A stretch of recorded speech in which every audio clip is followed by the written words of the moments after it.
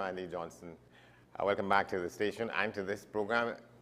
10 questions on here on WES, and let's tell you what's happening on this edition of the program. What is the demerit points system?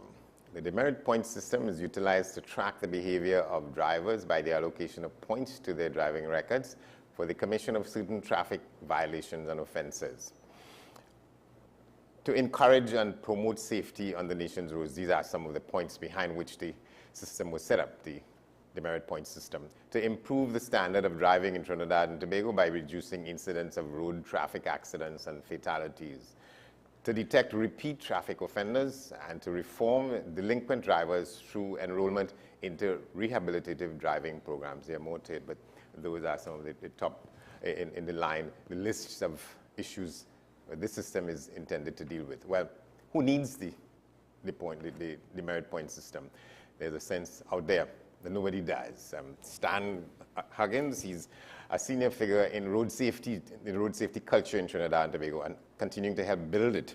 He's for the Road Safety Council in Trinidad and Tobago, and Mr. Terrence Paul is a taxi driver, and he is a senior figure in a conglomeration, we could say, of taxi drivers and taxi drivers groupings in different parts of the country, in Arima, in Pinto, in Valencia, in Sao, in St. James, and elsewhere in the country. They get together to discuss these issues. Neither of these gentlemen supports the demerit point system. That's going to be our discussion on this edition of the program. Mr. Huggins, you go first. You're saying that we don't need this system. It's not what should be to address the question of road safety in Trinidad and Tobago. Well, Andy, my position is quite clear, because I'm of the opinion that Trinidad have no road manners as we speak. And we need some kind of legislation to deal with bad driving in the country. Not only that, we need to educate our nation in proper road safety. As we speak now, Andy, what we do in this part of the world, we punish and then say go and get educated. And that is why my position is clear that let us educate and then punish the nation. So you bring a situation with this demerit point, which is 80 piece of legislation. And with that 80 regulation, what happens then? The nation doesn't know nothing about it. We have people who drive in and you talk about the point system and they ask you, what are you talking about? That is because it wasn't broken down to the street. It wasn't broken down to the community as what that demerit point is about. And people are getting their driver's license, going down to the licensing office, get a license, and suddenly the license has been taken away from them with no information. What we need to do now is to educate this nation on traffic regulation, on the demerit point system. As we speak now, especially some of those maxi taxi drivers, we got about 150 men who lost their driver's license because of picking up a passenger. They didn't know that you can't pick up a person, and they get points in particular places? Yes, they didn't know. Our signage is not there, where to pick up and who to pick up when. And so these people are losing their driver's license because nothing has been passed on to them. My recommendation as a road safety consultant is that let us set up the community road safety councils in every community. You could do it on a county basis. And when we set that up, we run classes for the people of the county as to come and understand our system, our demerit point system. So in lieu of that, you would suggest suspending the operation of this demerit point system? What I would recommend, yes, I will recommend that we do the government could repeal this thing, put it on hold, and say, look, what we're going to do now? We're going to run some programs, because we need some kind of legislation, but we don't need an overdose. In other words, you know, sometimes the doctor tells you to take one pill and you're taking 5 one time. What happened with this point system? It was an overdose that came down on the nation. And we need to deal with that. And we need to ask the Ministry of Works or the minister, whoever it is, to put this point system on hold and let us educate and then punish. All right, let me come back. We'll come back to that. Let me bring you into the discussion, Mr. Paul. You were relating some real sort of lived experiences you've had with how the point system operates, and you were talking about you yourself having pulled aside of the road one day because somebody forgot their phone in your car, and you were trying to establish. Somebody called and you're working that out. So you weren't driving. You were pulled aside on the road, but you got points for that. Yes. Let's talk about that. Right. I tried to explain to the officer that a person's cell phone is so important, and I'm not a thief. So I said, sir, I was just letting them know that they could collect their phone. He said, tell that to the magistrate, or tell it, let me see your driver's permit and your insurance ticket. Well, you were parked in some place where you ought not to have parked in the view of the officer? It had other vehicles parked there. So it was safe, but what happened, it is a situation where it have no public relationship with nobody, the police, nobody, can't talk to nobody. Because the laws that they think is, let me see your driver's permit and insurance, and there's a ticket issue with points. I also won a case like that sometime, maybe a year ago. The magistrate asked me, you was giving the person the phone. What happened when I said, when the person called, I tell them I have the phone. The officer now turned and telling me, you go tell that to the magistrate. I told the magistrate exactly. And I explained to the magistrate, I said, well, while the police was charging me, the person was collecting the phone. So I said, officer, look, the person come for the phone. So I tell the magistrate that, and the magistrate say, case dismissed. An incident where somebody left their wallet with about $1,000 in it.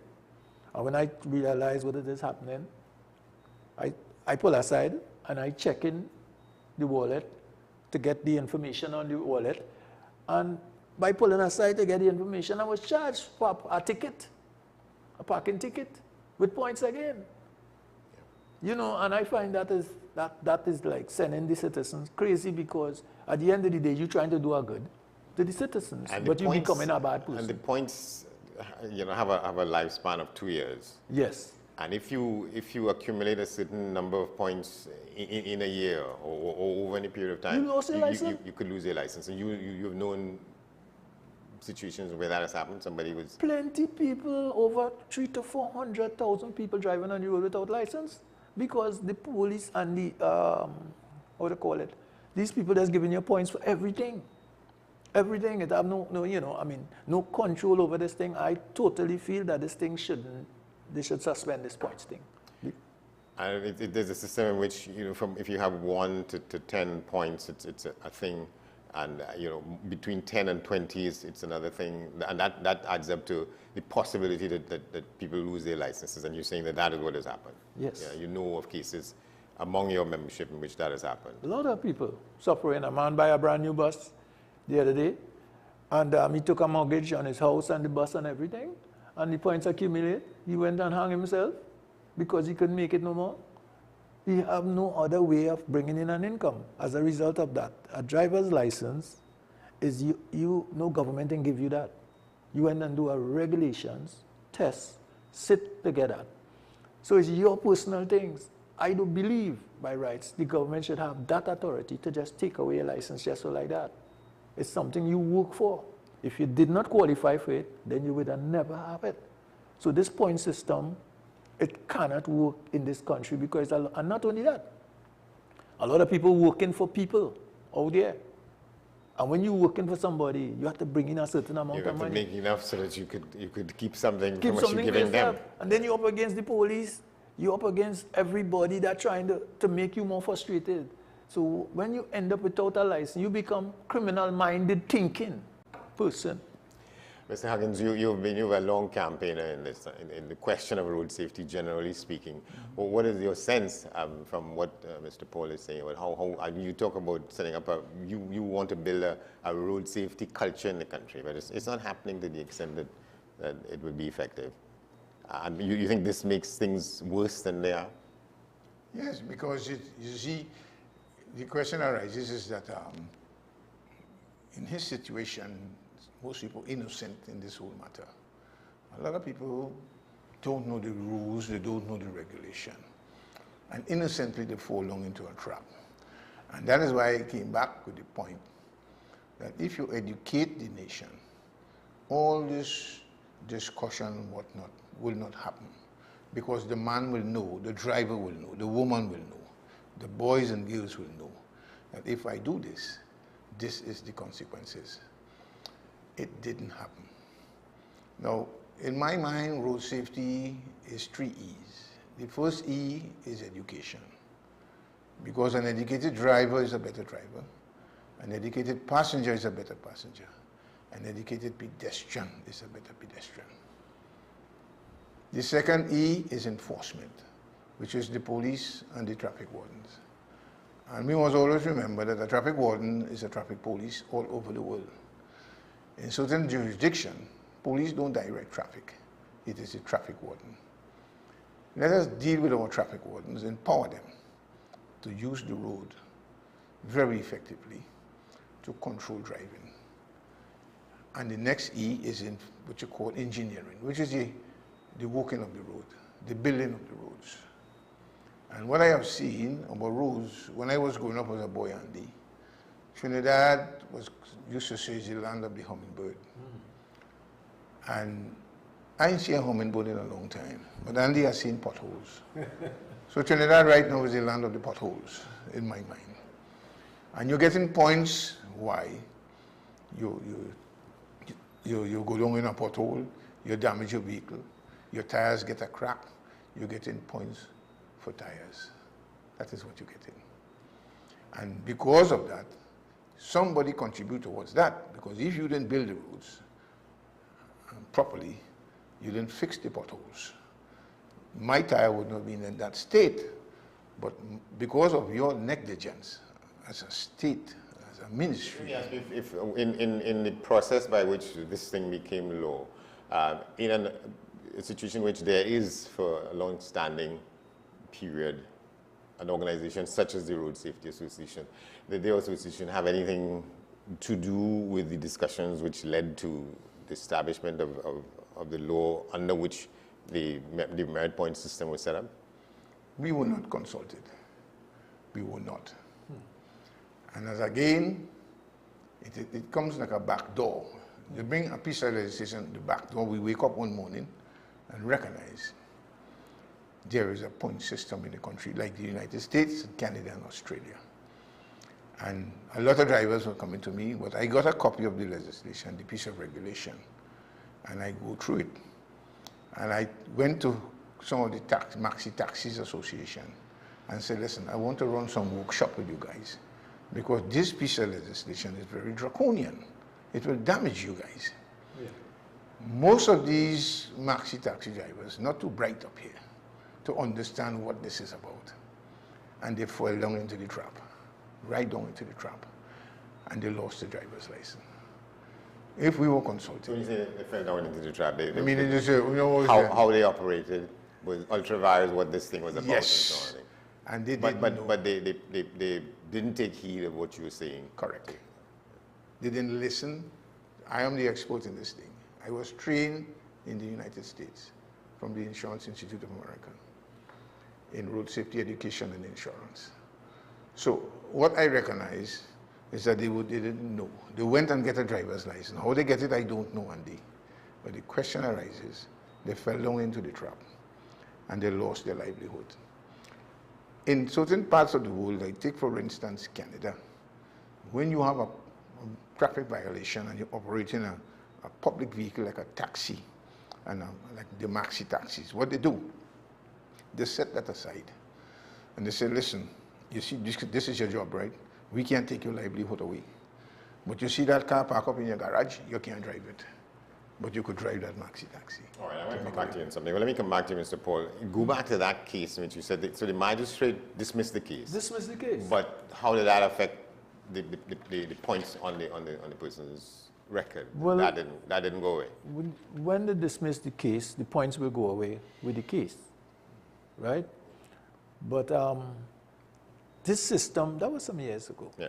This system that they devise now is a system like they're trying to bring law and order, but they're bringing things out of order by putting people under stress, especially when you're working buses or taxi for somebody else. You have to be always up against the police, you're up against the bandit, you're up against the stress and the points. So even if sometimes they walk around on the taxi stand, which is all right, well and good, no problem with that. I mean, a vehicle's supposed to be well equipped on the road. It's your ticket. It's your ticket, and the ticket shouldn't be $1,000 in this crucial time. A ticket, as a result of that, a ticket should reduce to $500. And, you know, in situation like how I was in some situation, whether right or wrong, I pay my ticket. So all offenses under the demerit points system, if you get a ticket, it's for $1,000. $1,000 regardless of what the offense was, plus the alleged offense. Your demerit points stay in, and it stay in 2 years, so that is 3 sets of punishment. So you're getting 2 years of punishment on your on your driver's license, plus you're paying for the ticket, and it's still there. You want to say something, Mr. Well, it stays there, and if you get additional points, even though those points that you got, it remains for 2 years on the license. Let's assume within that 2 year period, you get more points, it adds on. So it drops off after 2 years. But the question arises is this. It comes like a double whammy. I pay the ticket, but I still have the points. It has to go that way. In other words, they bring the system in such a way that you're in a no win-win situation. No win. You cannot win. And so what I am saying, I recommend, if you pay the ticket, remove the points. Remove the points, and the ticket should be fair. Yeah. No, in entirety, what the insurance company should do, like they do in the United States and England and Canada, they charge you insurance based on your points on your license. And what they do, in the United States, they set up what you call a JUA, which is a Joint Underwriting Association. And there's the high-risk drivers, and then there's the good drivers. They put them in a different market. Guys with points, you pay insurance based on your points. So if this thing goes into entirety, as what they do in foreign countries, a lot of people will not be able to buy insurance in this country to put on their motor vehicle. So that's not something you recommend? I don't recommend that. I recommend that when you pay the ticket, in other words, the points should be removed from the license. Here's what the law says in part. It is for the rehabilitation of offenders and correction of high-risk behavior by enrolling into something called the rehabilitative education program and resitting the driver's test. That's one of the clauses behind the implementation of this demerit point system. You see it working? Do you know what happens in this case? I think that is a business for a money-making thing. Because if I driving for years, I have a license in 1975. I don't need to go through any driving thing because I get some points on my license for parking ticket, a seat belt, the small things. Why I had to go through to this whole set of thing with, what do they call it, this driving system to get your license again? I've never made an accident. I've never driven dangerously. I don't drink. I don't use no kind of drugs, nothing. And I make my hand signals as normal. I do the right thing on the road. So why should they have some program where you have to go back to this thing to obtain your license? I think that is unfair. That is an unjust sort of thing. That is a money-making business for somebody. And that shouldn't be. That hampering the citizens of this country, making the citizens think that the government don't care about them. And you were saying that when I met you the other day, that you think this is a system that works for the benefit of some people in the society as opposed to others? You think it's... I think it can't work in this country. It can't. It just can't work because you're not developing citizens of the country. What you're developing, criminal-minded thinking people when you take away their license. You're not making people better in a better place or a better position where they could support their family at the lower level, bringing an income to mine and to pay bills. What you're doing when you take away from the citizens, take away the license especially, you make them criminal-minded thinking people. So everybody becomes a criminal. You will be committing an offense if you drive while your permit is suspended. Does either of you know anybody with whom that there are a lot of happened? people driving without license. But They have no other choice because they have to go out and get goods. They have to go out and get things to feed their family. It's lifestyle. They mightn't be driving a taxi or a maxi, you're driving a but they're private car. driving still because they had to get goods. They have to feed their family. They have to pay. The bills have to pay. So you think this thing is counterproductive to good order? Well, you see, Andy, my position is clear on the suspension. In other words, in certain offenses, like drunk driving, Yes. that kind of thing. You see, there's certain things, not for, like a parking ticket, come on. Drunk driving, driving reckless on the Yes, public I road. agree that.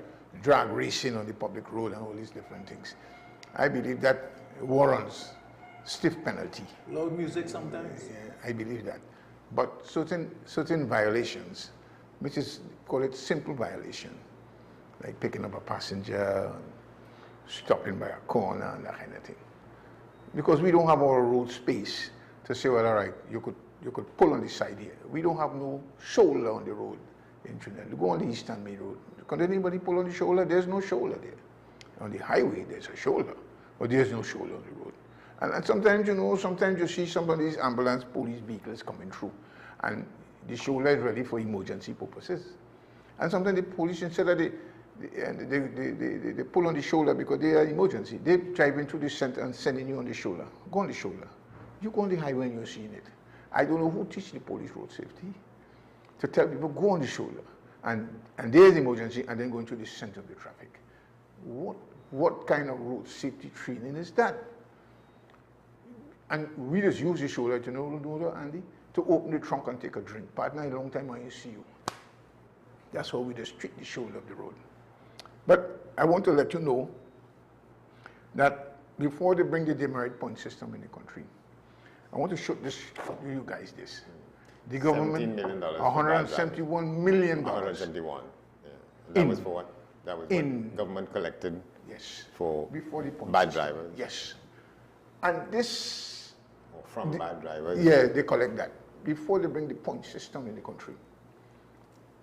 And let me explain this to you. Normally, when you collect fines and tickets from bad drivers, 50% goes toward developing your roads. We haven't built no new roads with this money. Nothing happened. And where is this $171 million, Andy? I don't know where it disappeared. This is the problem. Yeah. So what about, we have a culture of people speeding for no particular reason, no discernible reason, breaching red lights and exceeding the speed limits and so on. To what extent the demerit point system puts a brake on that, or it doesn't make a difference? There would always be delinquent speeding. Sometimes you have to wear the emergency.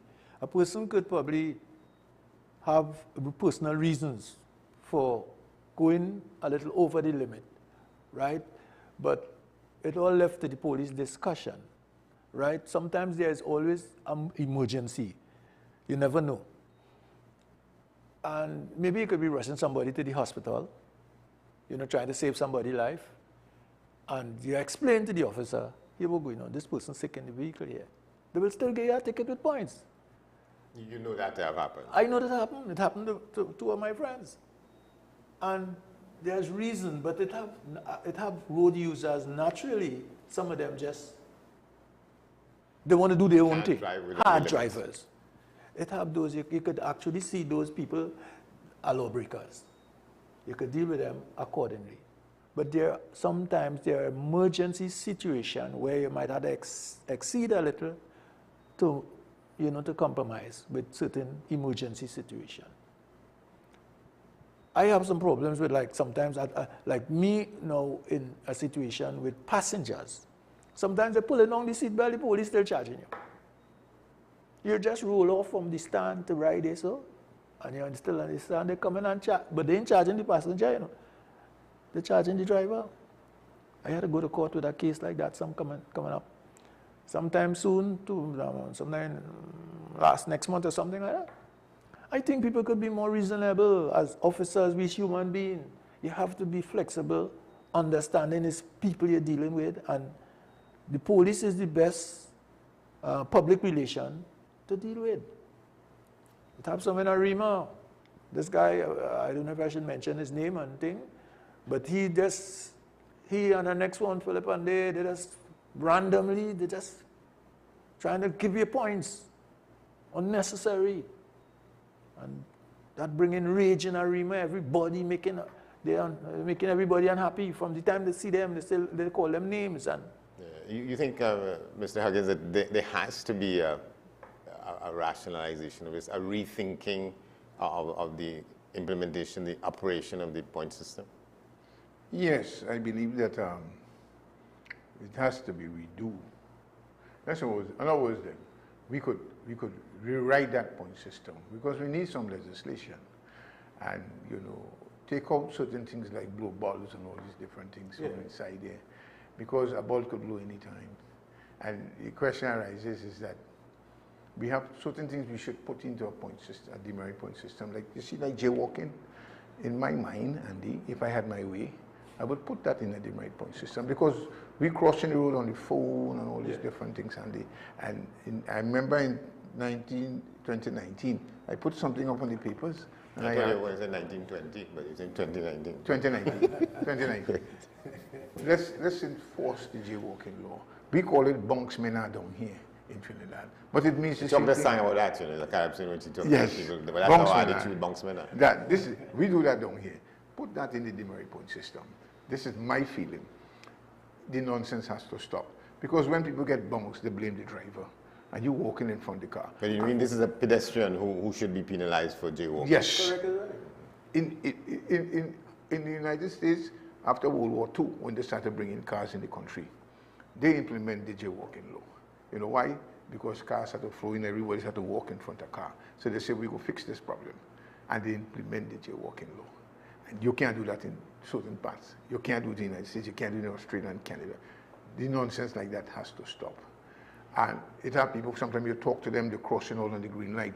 You want to know if they're colorblind. They're not colorblind, because that is their culture.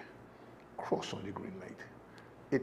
It can cause a lot of disruptions to family, because this person could be a breadwinner who don't know what they're doing, okay? And here it is, he get killed on the public road, because why? He crossing in front of the green light. To what extent do you think it's, as the young people say, a disrespect that the authorities have not sufficiently consulted with organizations such as yours and with taxi drivers associations to address this issue, the demerit point system, as well as other things having to do with road safety in the country? Let's start with you and come to you. We have a couple of minutes. Road safety is a must. We must, as drivers, try to do the right thing, which is, to keep in law with the government. Right.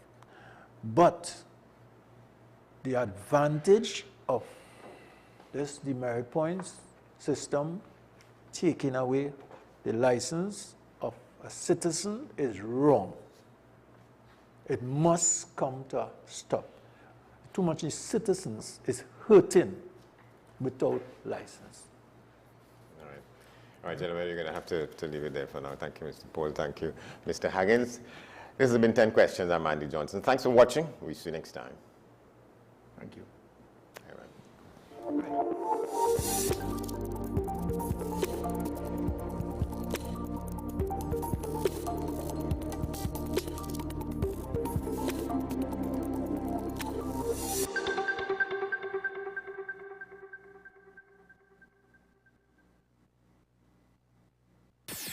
WESN.